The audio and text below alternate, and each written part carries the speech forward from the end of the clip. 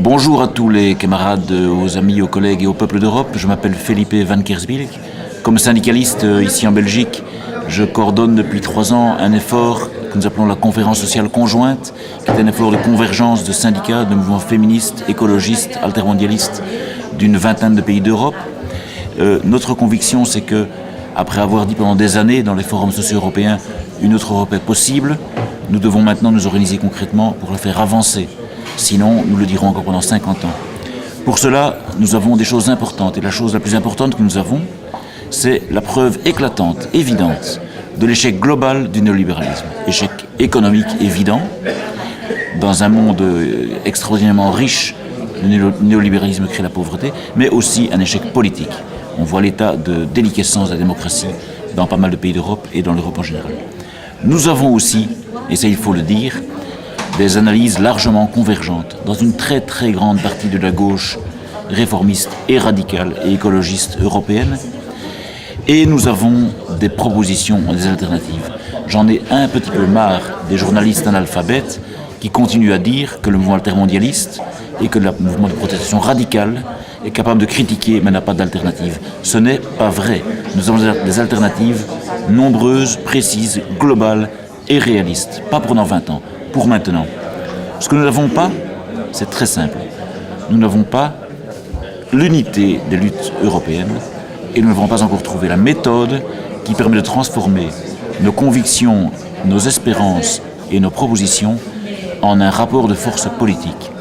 Aujourd'hui, ce que nous voyons, c'est que les peuples d'Europe se battent, et certains se battent admirablement, mais ils se battent séparément et ils sont battus séparément.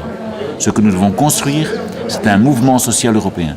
Un mouvement social, tout le monde le sait, ça tient dans 3 éléments. Notre capacité à dire nous, qui nous sommes, notre capacité à identifier l'adversaire, c'est qui eux en face de nous, et notre capacité à dire ce que nous désirons. Cela, nous sommes en train de le construire. Nous y arriverons si nous sommes capables d'éviter le nationalisme, de contourner la difficulté de faire du travail interculturel en Europe. L'Europe n'est pas une grande France, une grande Allemagne ou une grande Italie. C'est une réalité multiculturelle que nous devons apprendre, avec laquelle nous devons apprendre à vivre. Et puis, nous devons éviter de simplement croire qu'avec les vieilles méthodes, nous allons affronter les nouveaux défis. Ni le Forum social européen en tant que tel, ni la vieille politique parlementaire en tant que telle, ni certainement le lobbying poli auprès des technocrates de la Commission et du Parlement ne suffiront à faire demi-tour à nos adversaires politiques qui sont extraordinairement puissants et extraordinairement déterminés. Donne-moi une nouvelle méthode.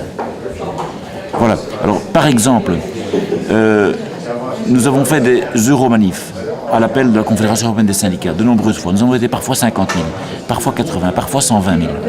Et nous constatons que le soir même des euromanifs, Barroso ou Van Rompuy ou Merkozy expliquent que ça n'a aucune importance. Nous avons eu des luttes nationales et nous constatons que ça ne sert à rien. Nous devons inventer des luttes locales ou nationales, décentralisées mais coordonnées, qui permettent de dire que dans 10, 20, 30 pays, il y a le même jour, sur un même objectif, des actions soit identiques, soit fortement convergentes. Et il faut que ces actions ne soient plus de l'ordre du commentaire politique ou de la symbolique, mais qu'elles soient déterminées à tenir un objectif précis. Prenons un exemple, le nouveau projet de traité fiscal, pacte fiscal, qui met fin à la démocratie en Europe.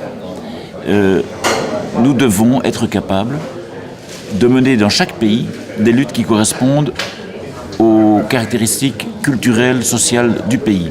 Dans certains pays, le référendum est un vrai outil de lutte populaire. Dans d'autres pays, le référendum serait un obstacle et une erreur. Mais nous devons faire dans chaque pays la lutte contre ce traité avec un mot d'ordre, un calendrier, un objectif qui soit extrêmement clair. Et pas seulement en appeler au retour de la croissance ou en appeler à une Europe un petit peu plus sociale. L'objectif doit être de dire, nous voulons mettre en déroute le nouveau projet de traité budgétaire. Et nous devons le faire dans chaque pays. Avec maintenant, en 2012, la précipitation ne permet pas de construire des luttes convergentes fortes, mais ce n'est pas en 2013 ou en 2015 qu'on peut mener cette bataille-là. Et donc cela veut dire que nous devons dès à présent construire l'espace commun.